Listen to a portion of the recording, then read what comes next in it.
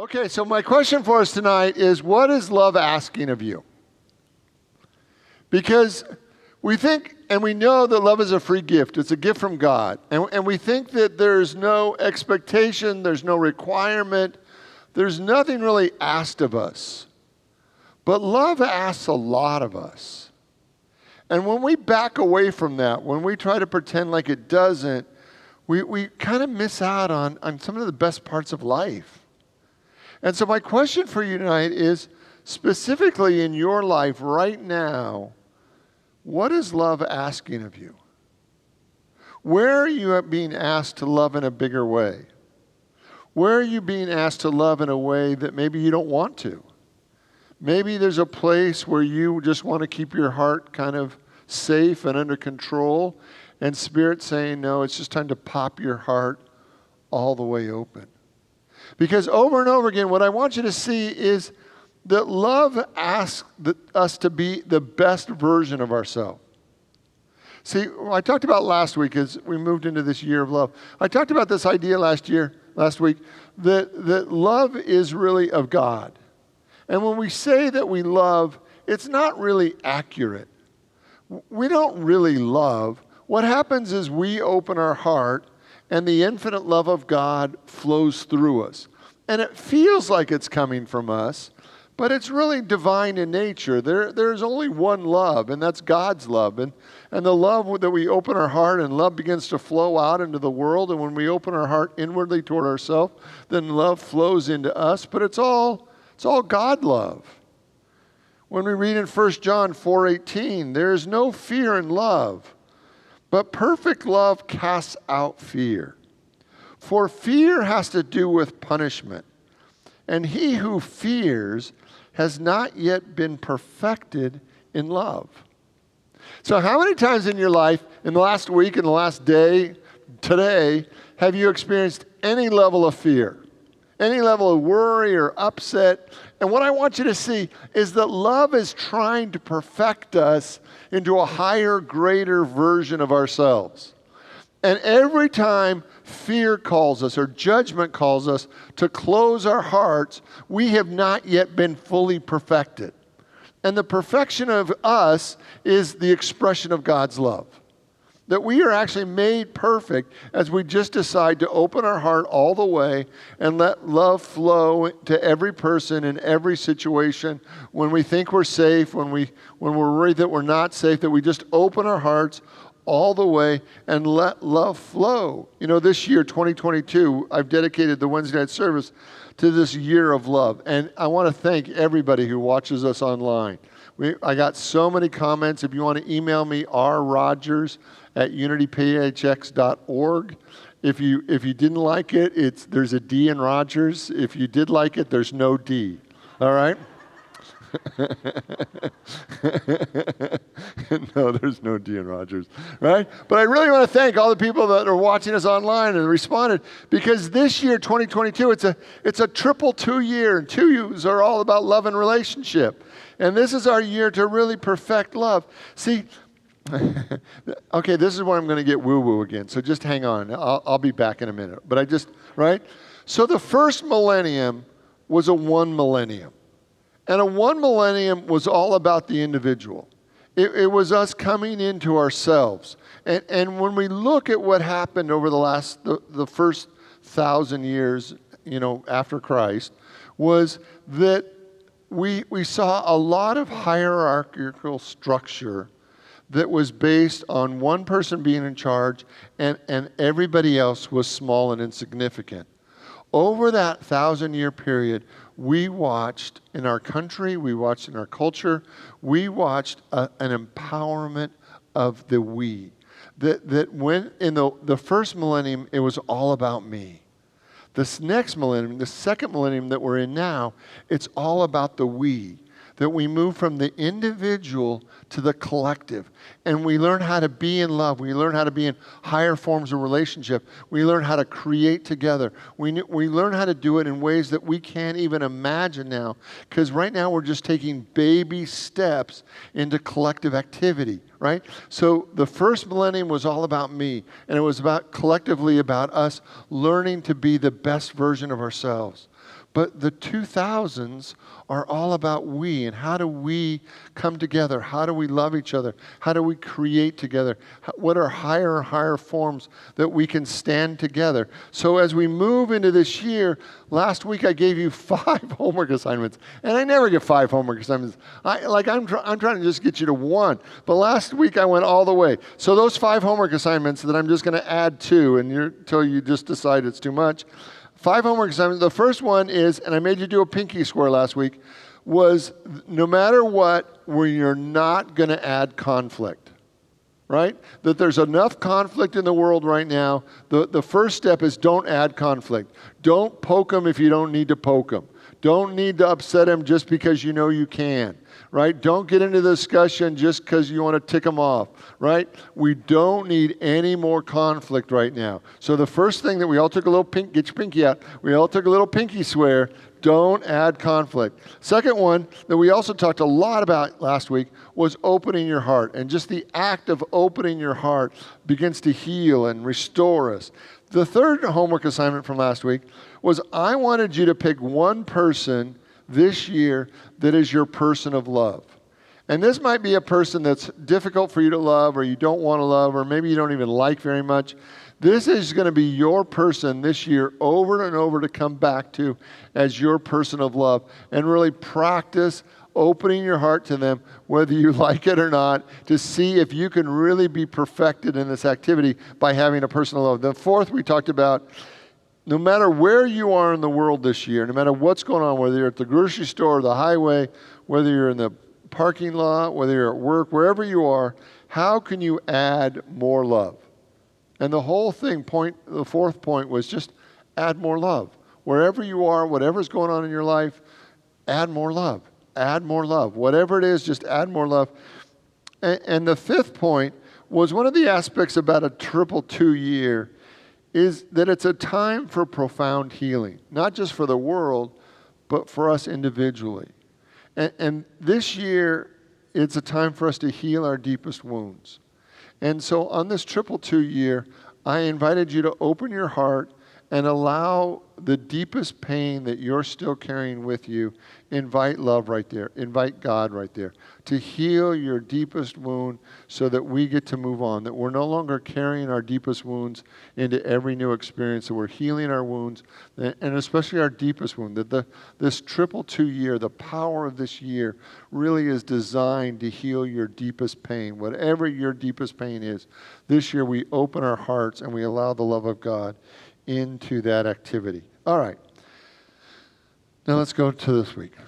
So if you had to say 3 things that Jesus taught, and some of you have heard me say this before, if you had to say the 3 things that you think Jesus taught over and over again, what would those be for you? For me, the 3 things that Jesus taught over and over again, the first one was love. Like over and over again, he said love. But his definition of love was huge. He wanted us to love the people that were easy to love and the people that were hard for love. He wanted us to be generous with love in people that didn't deserve it, that we don't want to. His definition of love was very big because he was this messenger of love. So his first teaching, I believe, is that he taught a new paradigm of love that was so far beyond the cultural norm of an eye for an eye and a tooth for a tooth. When he was teaching, when he was speaking, when he was in the synagogue, the accepted norm was an eye for an eye, a tooth for a tooth. That if they did it to you, you have a right to do it back. And he gave us a completely different definition of love that 2,000 years later, we're still not doing a very good job with. That we're still kind of wanting to just hold back. And his definition of love was huge, that you just love, love, love, and it gave us a model for possibilities. Second thing he taught over and over again was don't judge. And our head loves to judge, right? Don't judge, don't judge, don't judge. But the moment we judge, the moment our heart closes. You can't be in a thought of judgment, because judgment is a thought. You can't be in a thought of judgment with an open heart. You can't be open-hearted thinking, what a creep. Like you you can't do it, right?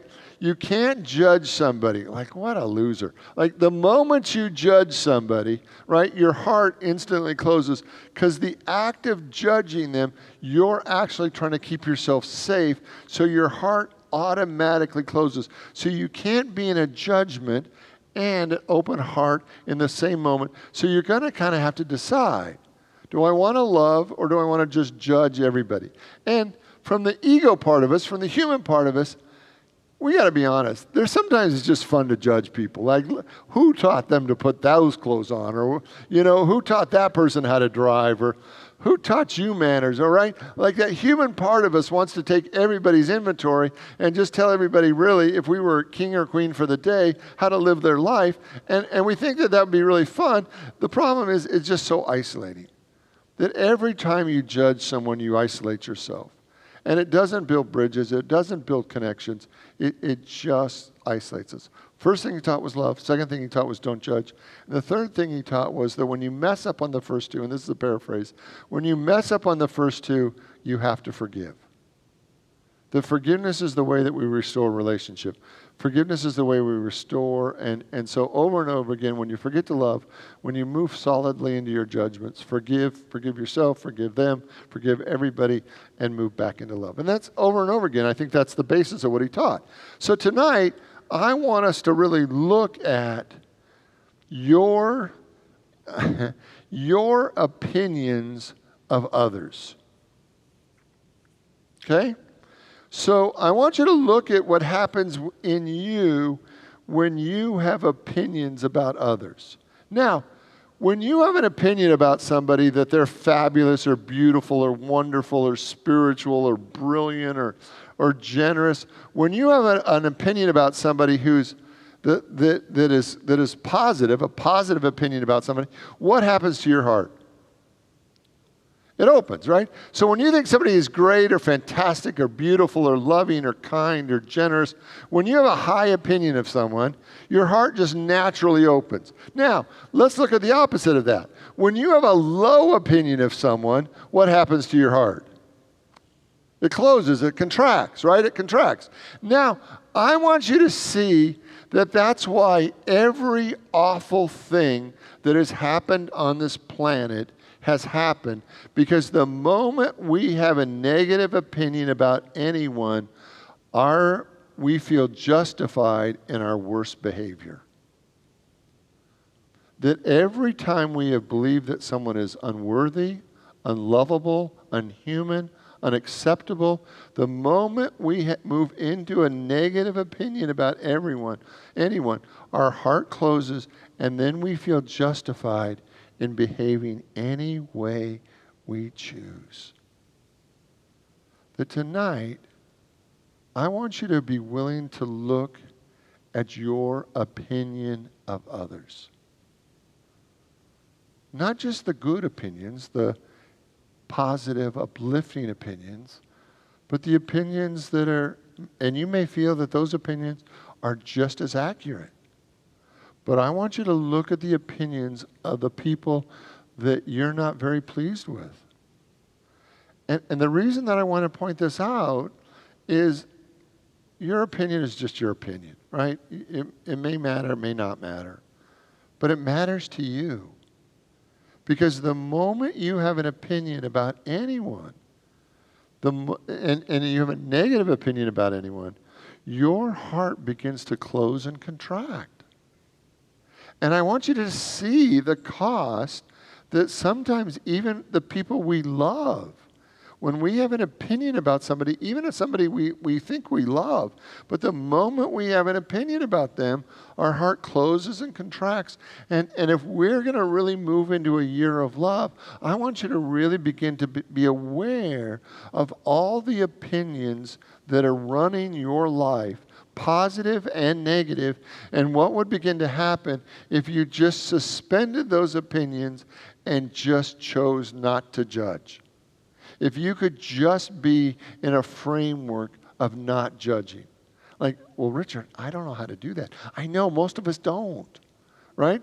Do you know the number one thing that defines whether a child is successful in school? grades. No, good guess though. It's one adult that believes in them. Every child to be successful in life and in school needs one adult. And it really doesn't matter who that adult is. It can be a parent, it can be an aunt or an uncle, it can be a foster mom or a foster dad. It can be a teacher, it can be a grandparent, it can be a neighbor, it can be a teacher. It doesn't matter who it is. But every kid to succeed, the results are just amazing, needs to believe that someone believes in them.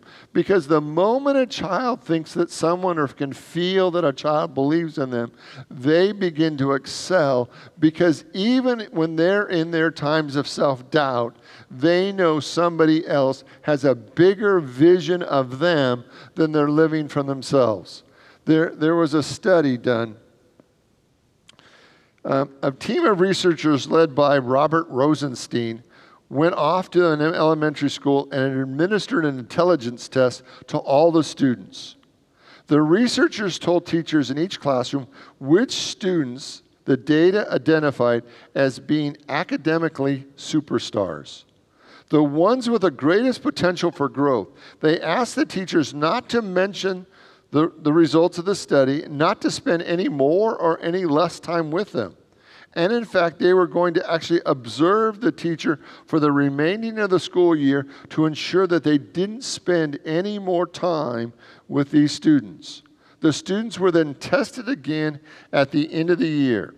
You know, the Sams, the Sallys, the Sarahs, which were, they just made up names for these kids. Then were 3 students in every class. These 3 students tested off the charts in intelligence. This would be predictable, except for the 3 students that they picked in every classroom had just average intelligence. Okay? So the experiment is they test all the kids for intelligence. They come back and they tell the teachers these 3 students have extraordinary intelligence. The teacher then hears that from professionals, right? And believes that these kids have extraordinary intelligence. And the only thing that's supposed to have changed is the belief in of the teacher toward these kids. And by the end of the school year, these 3 kids, who were all average, wonderfully average in every way, tested off the charts, right? So what we believe about someone impacts that someone, even if it's never spoken. So when you see the greatness of another, that impacts their life, even if it's never spoken. When you believe in someone, even if it's never spoken, it impacts the quality of their life. If you have a negative opinion of someone, I want you to see at some level, at a spiritual level, at an emotional level, they're going to feel that. And it's one more thing that they have to overcome in their life. But the moment your opinion of them changes, their soul can feel that someone believes in them, and they respond to that. Isn't that amazing? That words don't even have to be used for other people to feel your opinion. That all of us are either lifting people up or we're tearing people down. That this is our opportunity. I heard a minister, and this is heard a minister on TV share a story about a family in his congregation. The oldest son was in high school having a really tough time. He went to his mom and dad and said, I want to drop out. And the mom said, but you're so smart. I know you're smart. And he said, but I hate school. I want to drop out. And she goes, I'll make you a deal. If you take the SAT scores, then and you don't score high on the SATs, I'll let you drop out. Kid took the SAT scores, scored a 1480, which is 1600 is a perfect test. So he scored a 1480, and the mom, as the story was told, the mom comes to the kid and said, "Did you cheat?" And he goes, "No, but I can't believe my score was that high." That he took the test at 1480, and his mom goes, I knew you were smart. I've been telling you your whole life you're smart. And he said, I never believed you. So he finished high school, went to a community college, and went on to a four-year college, was in graduate school. 5 years later, he gets a letter from the SAT boards, as the story goes, and it says that they made a mistake with his test. He actually only scored a 740, like in the normal range, right? So here was this average kid who all of a sudden believed in himself, and he began to excel. He just began to excel because somebody believed in him more than he believed in himself. That over and over again, what I want you to see is that if we love someone, like, you remember the first time you fell in love? Like, I want to take you all the way back, 100 years ago. First time you fell in love, right? Do you remember how goo-goo you got? Like, oh, right? Like, isn't he cute? Or isn't she wonderful? She's so pretty. He's so nice. Like, remember what it was? The moment you really fall in love, you see the greatness in another. You see the greatness, right? Because your love, and everybody else around you can be going, I don't get it. You know, that guy hasn't bathed in a month. I mean, I don't get it. What's the attraction, right? But when we're in love, we actually see the best. We see the greatness. We see the potential. We see the possibilities. And that's what I want you to see, that in our world today, love calls us to see the greatness in each other. 1960, MIT business professor Doug McGuire famously posted that managers described one of two human motivation theories. One was the X theory. And the X theory holds that people work because they're paid. And if you don't watch them, they won't work. Theory Y says the opposite, that people are intrinsically motivated and that they work harder and better when you just leave them alone. And if you expect them to do satisfactory work, that they will rise to your expectations. When researchers tried to study what would happen with X or Y workers exposed to the leadership of the opposing style, they ran into a snag. Few managers have employees of opposite theory. Managers who believe in the X theory turned out to have workers who were also X, while managers of the Y tended to have employees who loved their job and worked to satisfaction. It turns out that no matter what the motivation was of the workers, the manager's mindset defined the experience. Right? That's quantum physics. Quantum physics says, as you believe it is done unto you. Right? That what you expect to see is what you're going to see. And what I want you to see tonight, if we're going to move into this year of love, that we actually have to begin to see people differently. We have to. Not only do I want you to see yourself differently, but I want you to see the people in your life differently. I want you to see their greatness. I want you to speak to their soul. I want you to be at night praying to their soul, that their soul steps into their greatness, that they are living a greater, fuller, happier, more prosperous life than they ever had before. In 1 Thessalonians 5:11, it says this, therefore encourage one another and build each other up. Can I read it one more time? Therefore, encourage one another and build one another up. It's in the Bible. You have to do it now. Sorry, it's in the book, right? You have to do it. Your job is to be lifting the people around you higher, seeing them in their greatness, seeing them expressing God, seeing their spiritual nature, seeing them overcome every hurdle, see them living their best life. That's our job, that God put us all on this planet at the same time to build each other up, because self-doubt is a part of our journey. And when we don't have people around us who believe in us, self-doubt can win. But when we have people around us who believe in us, we are called into a greater experience. You know, one of the terms that the Bible uses often is this idea of honor. One of the commandments was to honor our father and our mother. That this idea in the Bible was that we were supposed to honor the people around us, that we were supposed to honor who they are. And in fact, in 1 Peter 2:17, it says, honor everyone. Like, could that be any simpler? Honor Everyone, right? Matthew 7:12, the golden rule says, do unto others as you would have them do unto you. This is the law of all and all the prophets. That our work tonight, I want you to see that your vision of anyone has power.